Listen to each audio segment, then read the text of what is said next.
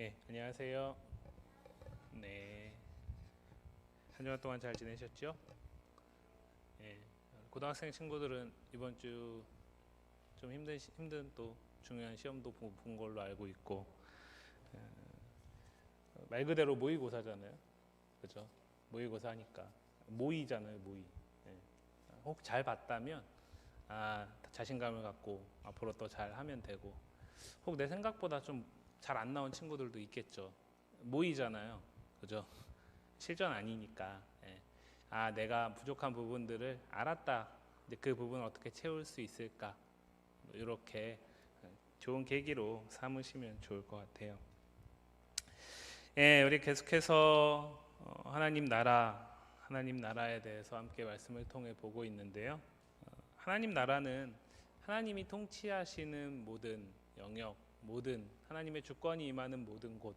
그래서 우리가 하나님을 믿는 사람들이, 하나님을 믿는 우리 성도들이, 그리스도인들이 있는 모든 곳이 하나님의 나라가 된다는 거죠. 그래서 하나님의 나라에서 제일 중요한 건 뭐냐면 하나님이 누구신가를 아는 겁니다.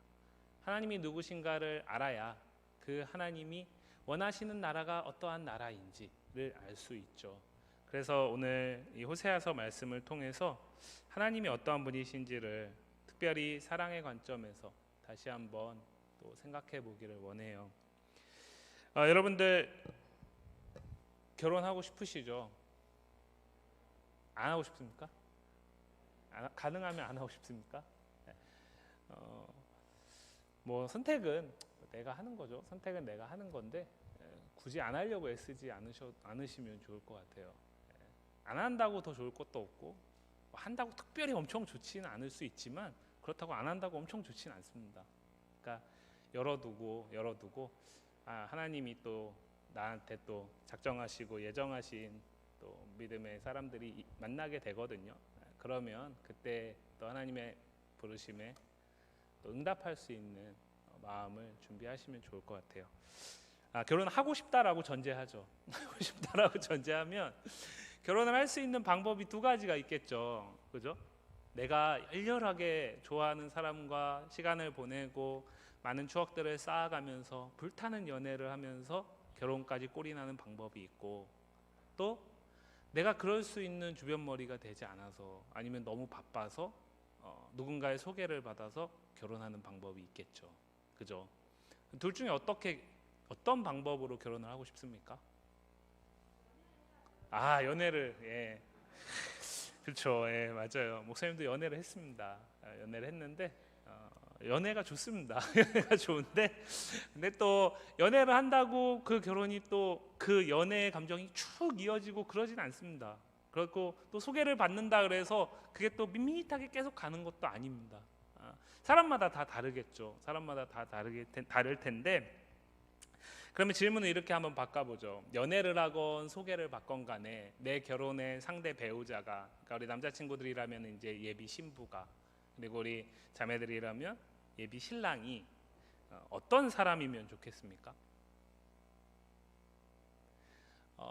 내가 누군가한테 소개를 했을 때, 그러니까 내가 친한 친구한테 소개를 했을 때, 내가 결혼을 한다고 청첩장을 이렇게 이제 주잖아요. 그랬을 때, 이 사람이 떳떳하고 정말 그 내 친구가 보기에도 이 정말 부럽다라는 생각이 들 만한 사람하고 결혼을 하고 싶습니까? 아니면은 나 혼자만 꼭 숨겨둬야 할 수없이 많은 비밀들을 가지고 있고 그래가지고 누군가 앞에 내세우기가 조금 어려운 그런 사람하고 결혼을 하고 싶습니까? 어떻죠? 예? 그렇죠, 맞아요. 예, 떳떳한 사람을 만나야 돼요. 예. 떳떳한 사람을 만나는 걸 누구나 다 원합니다. 누구나 다 원해요. 소위 말해서 막 과거가 막 엄청 복잡해가지고 막 결혼하고서도 막 계속 막 이렇게 전전긍긍하고 막 이런 사람하고 결혼하고 싶어하는 사람은 없습니다. 근데 현실에서 보면은 있어요. 그런 경우도. 예. 근데 심지어 오늘 본문에 하나님이 직접 누군가 당신의 택한 사람, 선지자라고 불리는 호세아라는 사람에게 하나님이 결혼을 할 수 있도록 누군가를 소개합니다. 누군가를 소개하는데 그 사람이 어떤 사람이냐면 우리가 생각하는 것처럼 떳떳하고 많은 사람들 앞에 자랑할 만한 그런 사람이면 좋은데, 이 사람은 가급적이면 숨겨야 되고 사실 나조차도 하고 싶지 않은 마음이 너무나 굴뚝 같은 마음이 들게 하는 사람이에요. 이 사람이 소개를 받으니까 제가 이제 유치부도 설교를 하잖아요. 유치부 설교에는 이제 영상이 있거든요. 근데 영상에서는 이렇게 얘기하더라고요. 이렇게 표현하고 있어요. 호세아가 왜 그 사람하고 왜? 도대체 왜? 그러니까 이해가 안 되는 거예요.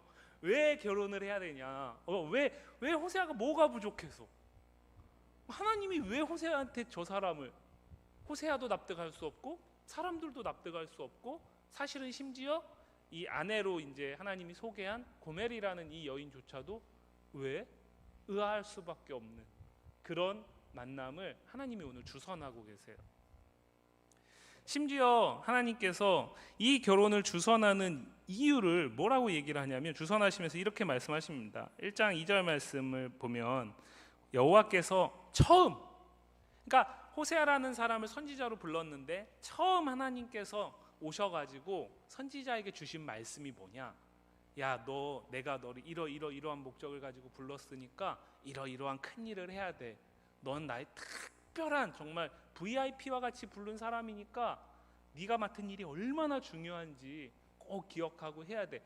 이런 어떤 얘기를 하는 게 아니라 처음 호세아에게 말씀하실 때 여호와께서 호세아에게 이르시되 너는 가서 음란한 여자를 맞이하여 음란한 자식들을 낳으라 라고 말씀하세요. 하나님이 이 여인이 어떤 여인인지 몰라서 소개하는 것도 아닙니다. 그리고 하나님이 이 여인을 호세아라는 당신의 택한 사람에게 보내가지고 개조시켜가지고 복되고 아름다운 가정을 만들기 위해서 호세아에게 희생하라고 말씀하시는 것도 아니죠. 내가 너한테 소개하고 이제 네가 가서 결혼을 해야 할 이 여인은 음란한 여인이라는 거예요. 지금뿐만 아니라 과거부터 지금까지, 그리고 본문을 우리가 함께 읽진 않지만 호세아 전체를 쭉 읽다 보면 결혼한 이후에도 이 여인은 여전히 음란합니다.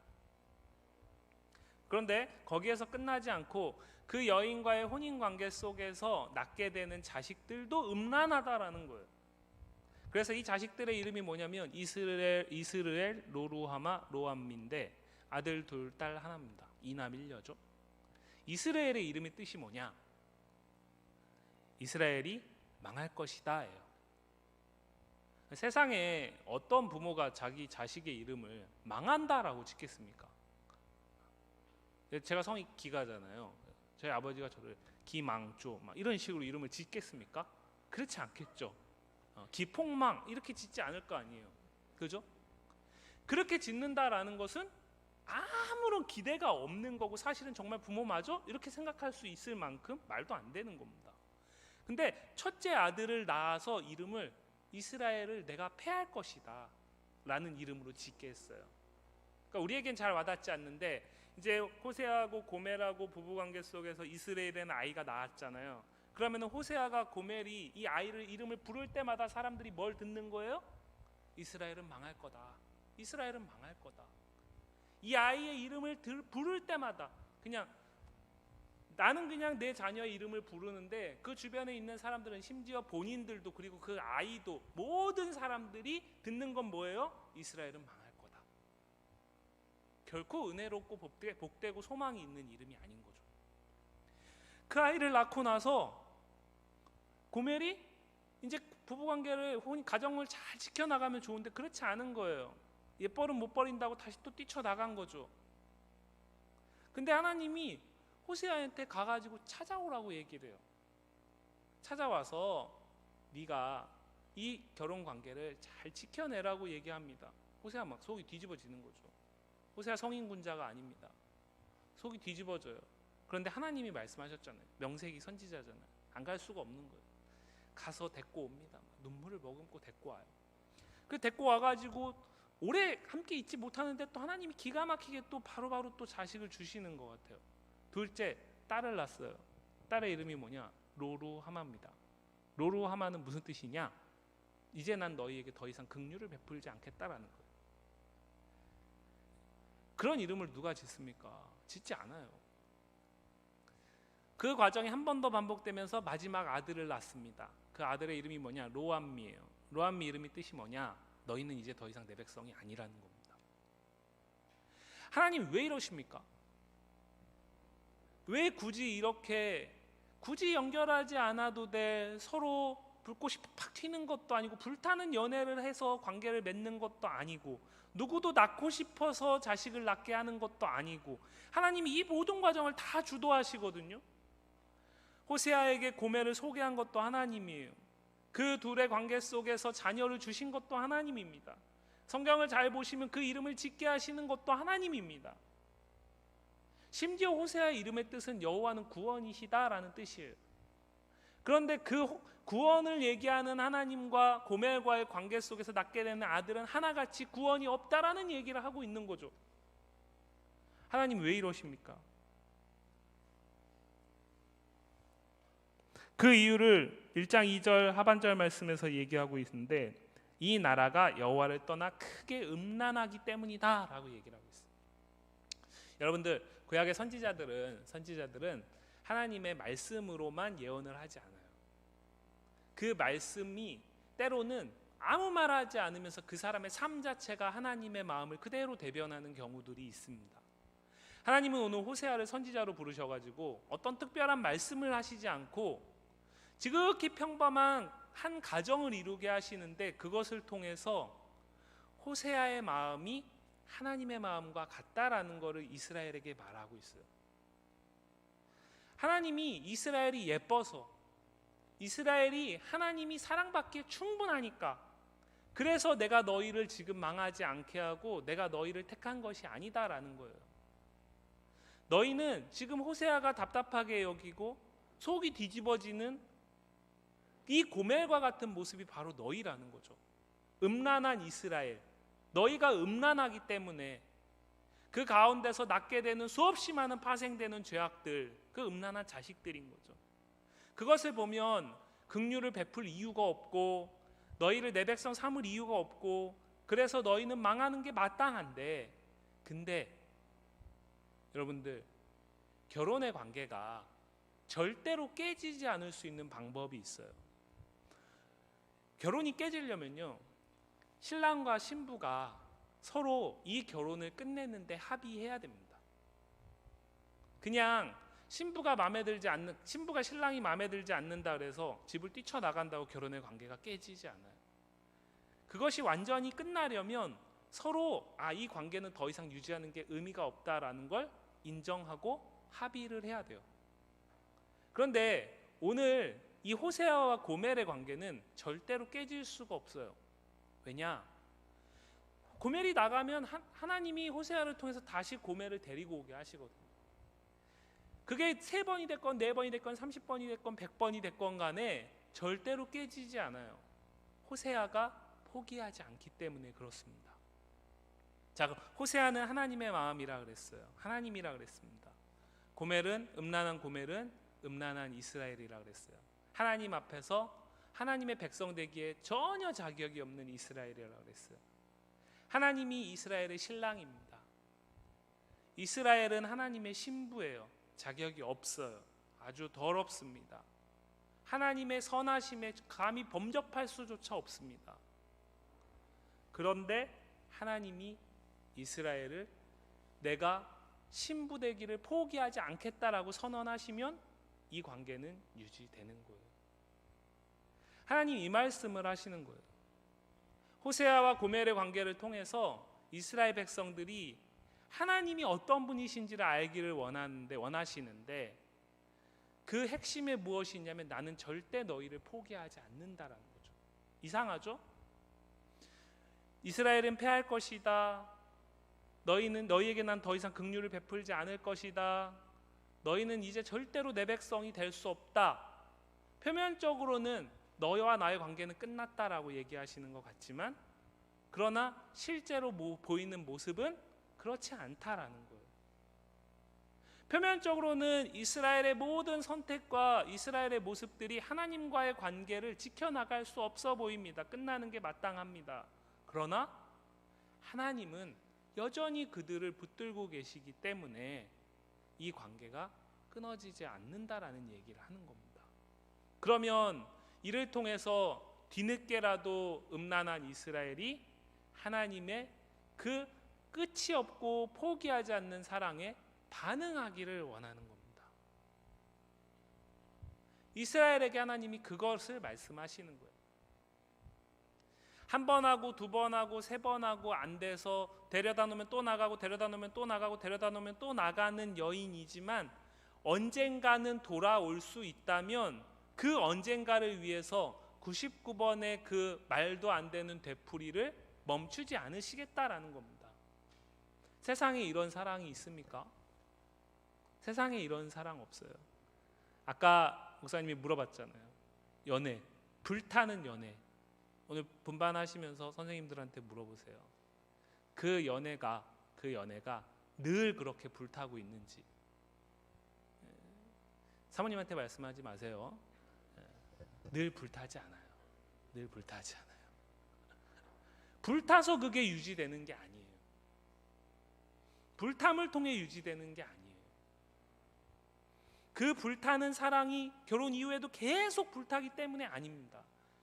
관계 속에서 시간이 지나가면서 그 사랑은 뜨거움만 머물지 않고 장작과 같이 항상 온기가 있는, 과거의 사랑에 비하면은 뜨겁다라고 말할 수 없지만 그러나 절대로 꺼지지 않는 사랑으로 이어져요.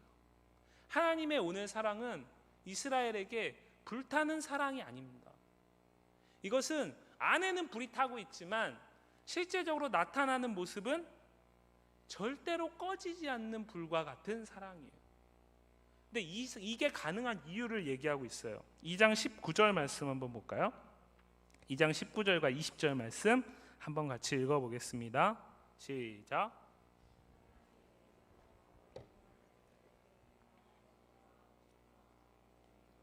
내게 장가들며 진실함으로 내게 장가들리니 내가 여호와를 알리라. 그죠? 자, 누가 장가드신대요? 내가 장가든다 그러죠. 그죠? 내가 장가들고 네가 시집 온다라는 얘기가 아니라 장가든다, 장가든다, 장가든다 3번이나 지금 19, 20절에서 얘기하고 있잖아요. 그죠? 그러면 이 혼인 관계는 하나님이 시작하신 거다라는 거예요. 이스라엘을 하나님이 택하셨잖아요. 그렇기 때문에 그 택하신 하나님이 장가들었다라는 표현을 쓰고 있는 거예요. 내가 너희를 택했다라는 거죠. 내가 너희에게 장가들었다라는 거예요. 무엇 때문에요? 19절에 보면 공의와 정의와 은총과 긍휼이 여김으로. 이스라엘이 충분히 신부의 자질을 갖췄기 때문이 아니라 하나님의 공의로우심과 하나님의 정의로우심과 하나님의 말로 다 할 수 없는 은총과 긍휼 때문에, 긍휼은 다른 말로 얘기하면 자비, 인자를 얘기를 합니다. 그리고 다른 말로 얘기하면 신실하심을 얘기를 해요. 우리가 앞에 신실하신 하나님에 대해서 말씀을 먼저 살펴본 적이 있잖아요. 신실하심이 뭐죠? 하나님은 당신의 약속을 반드시 지키신다라는 거죠. 하나님은 당신의 계획과 당신의 약속을 멈추지 않으시는 분이세요. 왜 그러냐고요? 그거 설명할 수 없어요. 왜냐? 그게 하나님이라고 얘기를 하고 있는 거예요. 그렇기 때문에 세상에서는 불가능한 거, 하지만 하나님은 가능하시다라는 거죠. 이 하나님을 알기를 원한다라고 얘기를 하는 거예요. 이를 통해서 너희가 여호와를 알리라라고 얘기하고 있는 거예요. 그래서 장가들었다라고 얘기를 하는 거예요. 세상의 혼인관계가 아니라 하나님의 실적인 언약관계 속에서 일방적으로 이 관계는 유지되고 있는 거예요. 그러나 신랑이신 아버지 하나님은 아프죠. 왜냐하면 이 하나님을 모르니까요. 이 하나님의 인자하심과 이 하나님의 정의로우심과 이 하나님의 공의로우심과 긍휼히 여기심, 진실하심을 안다면 이스라엘이 음란을 멈추게 될 텐데 그것을 모르기 때문에 음란을 계속 더해가고 있는 거거든요. 그래서 이 말도 안 되는 사랑을 나는 한다라고 얘기를 하는 거예요. 그런데 이것보다 더 말도 안 되는 사랑이 있죠. 이것보다 더 말도 안 되는 사랑. 어쨌건 간에 이 이스라엘 백성은 이런 과정 속에서도요, 자신들이 할 것들은 했다라고 항변했던 사람들이에요. 하나님 앞에 예배, 우리가 제사 안 한 적 있습니까? 제사했어요. 절기도 지켰습니다. 이것도 했고 저것도 했어요. 다 했습니다. 이것보다 더 말도 안 되는 사랑이 있어요. 그게 뭐냐? 자신이 신랑 되는 걸 인정하지 않을 뿐만 아니라 그 신랑인 자신이 사랑으로 우리에게 보내주신 아들을 죽이는데, 근데도 그렇게 하면서도 포기하지 않는 사랑이에요. 그게 우리가 잘 아는 십자가의 그리스도죠. 우리가 예수 그리스도의 십자가의 그 사랑, 그 십자가에서 나타난 사랑보다 더한 사랑은 세상에 없습니다. 성경에도 그보다 더 큰 사랑은 없습니다. 여러분, 하나님은 수없이 많은 말로 표현할 수 있지만 하나님이 당신이 듣고자 하는 제일 좋은 이름을 만약에 선택하라고 하신다면 하나님은 나는 너희를 사랑하는 하나님이야 라는 이름일 것 같아요. 그 하나님이 우리를 지금도 사랑하십니다. 아까 목사님이 서두에 그런 얘기했잖아요. 우리 고등학교 친구들 이번 주에 모의고사를 봤잖아요. 그죠? 그 결과가 여러분들에게 기쁨이 될 수도 있고 좌절이 될 수도 있습니다. 그러나 그것과 상관없이 하나님은 여러분들을 여전히 사랑하십니다. 하나님은 여러분들을 선택한 그 이유가 거기에 있지 않기 때문에 그로 인해서 절망하고 아파하는 나를 사랑으로 붙드시고 긍휼을 베푸십니다. 절망 가운데 주저앉아 있는 우리에게 소망을 주십니다. 그런데 그것은 내가 뭔가 더 나은 것을 보게 함으로써가 아니라 내가 여전히 너를 사랑해, 내가 여전히 너를 붙들고 있어, 너는 여전히 내 유일한 신부고 너는 내가 특별하게 선택한 나의 백성이야 라는 이 사실을 깨달을 때에 비로소 우리는 참된 소망을 가질 수 있는 거예요. 그래서 하나님은 어쩌면 지금도 여러분들 옆에서, 우리 옆에서 내가 너를 너무 사랑한다, 내가 너를 너무 사랑해, 너는 아직 미처 알지 못하고 너는 아직 미처 깨닫지 못할지 모르지만 나는 너를 여전히 사랑해. 언젠가는 네가 이 사랑을 깨달을 수 있기를 원해. 그리고 그 사랑을 깨달을 때 너는 진짜 소망을 보게 될 거야. 그때를 위해서 하나님은 지금도 여러분들을 향해 사랑을 멈추지 않고 계시는 거예요. 여러분, 이 하나님의 사랑을 믿으십니까? 이 하나님의 사랑을 믿으시나요? 믿으실 수 있기를 원해요. 혹 지금 아직 믿어지지 않는다 해서 좌절할 필요는 없습니다. 뭔가 내가 이러고도 그리스도인인가? 라고 생각할 필요 없어요. 왜요? 하나님은 여러분들이 이 하나님을 알게 될 때까지 멈추지 않으실 것이기 때문이에요. 그리고 이 사랑을 믿으신다면 여러분들 이 사랑의 깊이와 넓이를 누리실 수 있기를 원합니다. 그리고 이 사랑이 꼭 필요한 이 세상 가운데 이 사랑을 나눔으로써 여호와 하나님이 누구신지를 알게 하는, 그래서 여러분들의 삶의 모든 자리에 사랑이신 하나님이 통치하심으로 그 하나님의 나라가 이루어지고 나누어지기를 간절히 소망합니다. 우리